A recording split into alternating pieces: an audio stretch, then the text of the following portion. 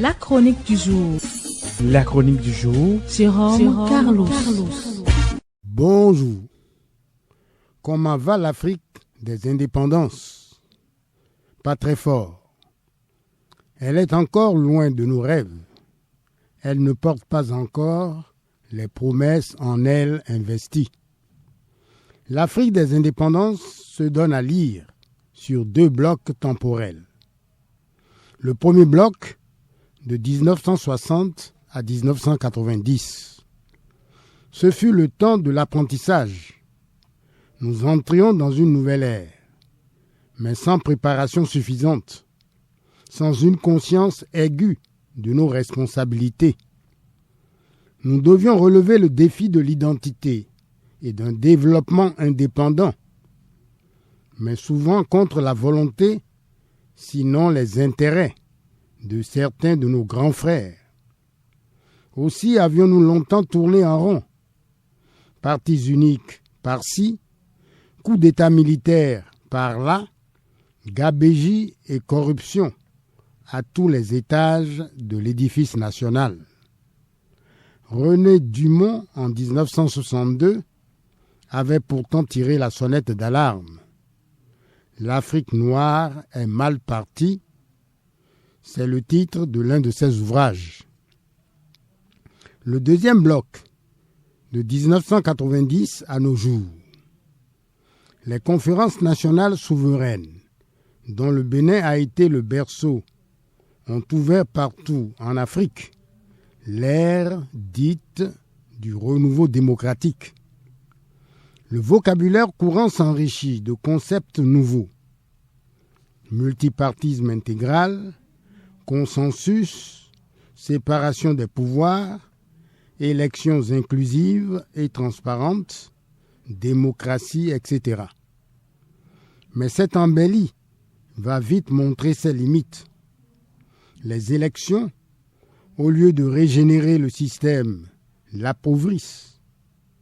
Les institutions nouvelles, au lieu de crédibiliser les diverses expériences de gouvernance, les dévoient.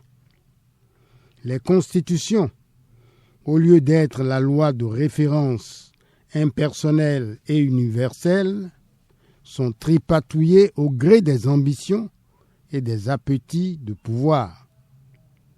Les militaires, retirés depuis dans leurs casernes, reprennent du service. Le train du développement africain, depuis plus de 60 ans, tarde à rentrer en gare. Pourquoi ce train est-il mal tracté par sa locomotive? Pourquoi est-il mal accroché à ses rails? Pour défaut de 3 pièces majeures. Quelles sont-elles? La toute première pièce, manquante, c'est l'État.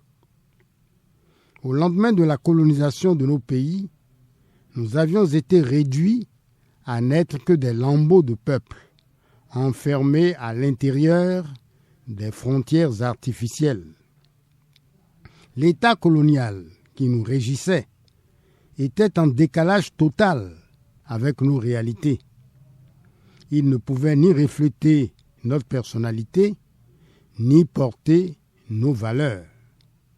Or, la question de l'État est essentielle.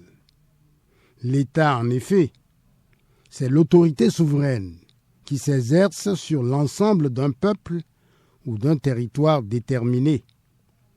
On ne peut se voir tel qu'on est dans le miroir d'un État qui ni ne vous ressemble, ni ne vous rassemble. L'État en Afrique est à réinventer, à repenser. Sonne l'heure de nous débarrasser de nos habits et masques d'emprunt. La deuxième pièce manquante, c'est la loi. Nous allons chantonnant que nul n'est censé ignorer la loi. Comment se reconnaître dans une loi conçue et rédigée par une élite, la frange la plus extravertie de nos concitoyens? Comment se reconnaître dans une loi écrite dans des langues étrangères, incomprise du grand nombre? Comment s'approprier une loi qui, dans son expression comme dans son essence, est tout sauf une loi pour tous? Et quelle justice quand la loi est bancale, affectée de tant d'ambiguïté, de tant d'équivoques? Tous ces travers, à moins d'être levés, continueront à entretenir un véritable Sahara juridique. La troisième pièce manquante, c'est la démocratie. Prenons celle-ci dans son acception courante de gouvernement du peuple, par le peuple et pour le peuple. L'idéologie n'a pas tranché la question de la démocratie. À preuve, les démocraties dites populaires de l'Europe de l'Est ont plutôt multiplié les goulags, c'est-à-dire les prisons, les camps de concentration.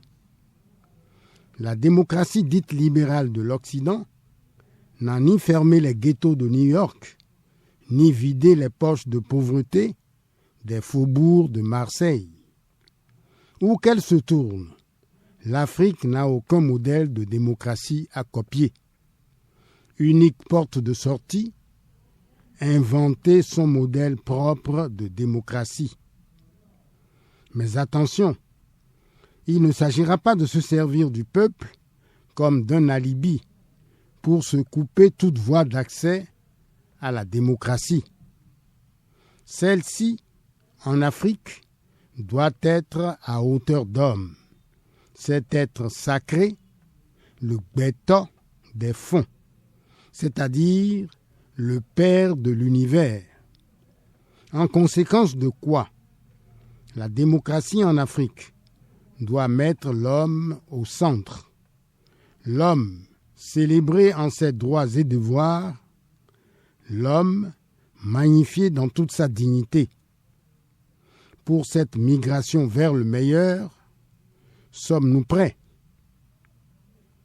Merci pour l'attention et à jeudi prochain. C'était la chronique du jour. Retrouvez la chronique sur www.capfm.com.